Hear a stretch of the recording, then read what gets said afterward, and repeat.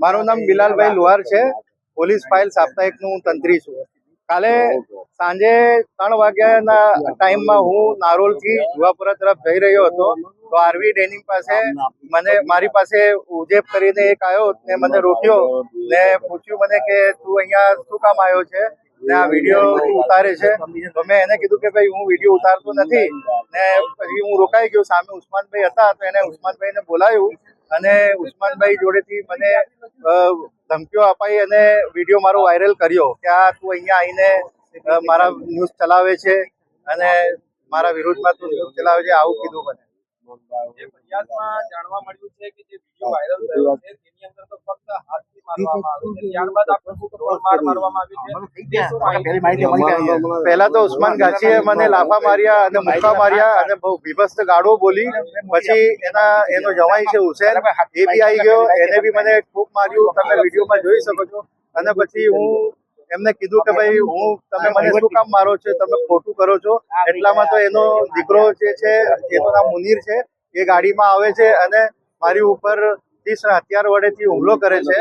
અને પછી હું જમીનમાં પડી જાઉં છું, બેભાન થઈ જાઉં છું 2-3 મિનિટ માટે. ને મારા કપડા એકદમ લોહી લુહાણ થઈ ગયા હતા. તો પછી એના પછી લોકો બહુ ભેગા થઈ ગયા. મેં કીધું કે ભાઈ 108 ને બોલાવો, પોલીસને બોલાવો. કોઈએ મારી મદદ નહીં કરી અને બધા જોતા હતા. અને પેલા 6 જણ મને મારવા વાળા હતા. એમાંથી પછી ઉસ્માનભાઈએ કીધું બોલે કે ગાડી લઈ જાઓ, મારી પ્રાઇવેટ ગાડી, એમાં આને લઈ જાઓ દવાખાને, સારવાર કરાવો. બોલે આની બોલે આ મરી જશે. મને બળજબરીથી ગાડીમાં બેસાડી દીધું, ગાડીના લોક કરી દીધો અને હું બહાર બોમો પણ ના પાડી શકું એવી રીતના. અને મારો મોબાઈલ બી લઈ લીધો હતો એમણે અને મારી ગાડી પણ લઈ લીધી હતી. હું કોને ફોન કરું, કોને કહું મારી આપી હતી. અને મને બળજબરીથી લઈ ગયા દવાખાને. મેં એમને કીધું કે એલજી લઈ જાઓ, મને એસવીપી લઈ જાઓ, સિવિલ લઈ જાઓ, પણ એ કોઈ પ્રાઇવેટ દવાખાના વટવા ખાતે લઈ ગયા હતા.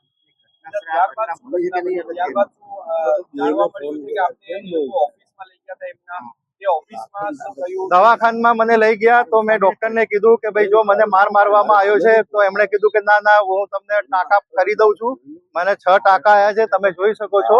અને બીજું પછી ત્યાંથી મને એની ઓફિસમાં લઈ ગયા. આ કપડા બી એને મને અપાયા, ભલે કપડા પહેરી લે, આ તારા કપડા લોહીવાળા થઈ ગયા છે તો આ તું સારું નહીં લાગે. કપડા ફાટી ગયા હતા મારા. પછી એ મને ઓફિસમાં લઈ ગયા એમની MS લેન્ડમાર્ક છે ને, સોરી MS લેન્ડમાર્ક ની પેલું આરવી ડેનિંગ ત્યાં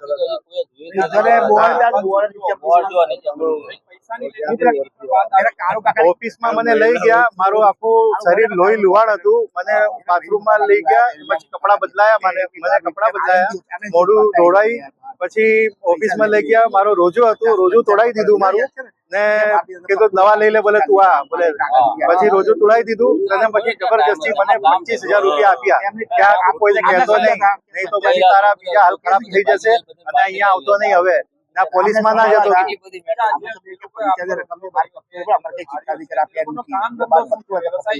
એ કામ ધંધો એવું છે એમનું કે એ બિલ્ડર છે અને મોટી મોટી સાઇટો જમીનો કબજે કરીને અથવા તો બળજબરીથી જમીનો લઈને એ બિલ્ડિંગો બનાવે છે અને બધા કોમ્પ્લેક્સો બનાવે છે.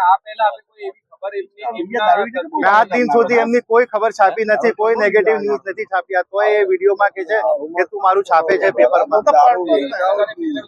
બિલ્ડર લોબીના છે અને આ ઉસ્માન ગાચીનું વિવાદાસ્પદ માણસ છે અને જગન્નાથ મંદિરમાં એની ગૌશાળાની જમીનો એને લીધેલી છે.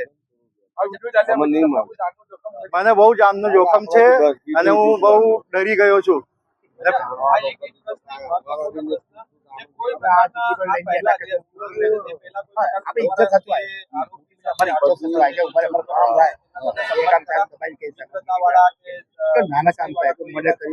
ના, મારા સંબંધ હતા, અમે એકબીજાને ઓળખતા હતા પહેલાથી.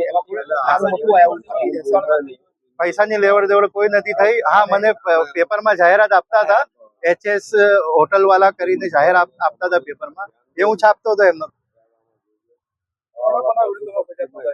એક તો છે હુસેન અને એક ઉસ્માન ગાચી અને એક મુનીર ગાચી, એમનો દીકરો છે. શું માંગ ખબર હોય? હતી મને તો એ માંગ છે કે કોઈ પણ પત્રકાર ઉપર આવી રીતના કોઈ હુમલો કરે એ તો નહીં ચલાવી લેવાય. આ સરકારે ધ્યાન રાખવું જોઈએ પત્રકારો માટેની સુરક્ષા માટે શું આ સત્તા પોલીસ અંડરમાં આવતી જ નથી. ના મારે કલમ ઉમેરવી છે કેમ કે મારે કલમો ઉમેરવી છે કેમ કે મને બળજબરીથી દવાખાને લઈ ગયા હતા એ અને હું કોઈને મદદ માટે હું કોઈને મદદ બી નહીં માંગી શકતો તો એવી હાલત હતી મારી. પોલીસ નહીં ત્યાંથી. હું કોઈને મારી તકલીફ કોઈને નહીં બતાવી શકતો. હા ફોન લઈ લીધો તો મારો ફોન એને જમા લઈ લીધો તો ગાડી લઈ લીધી. હા ફોન પણ જો મારું આ તૂટી ગયું છે. હા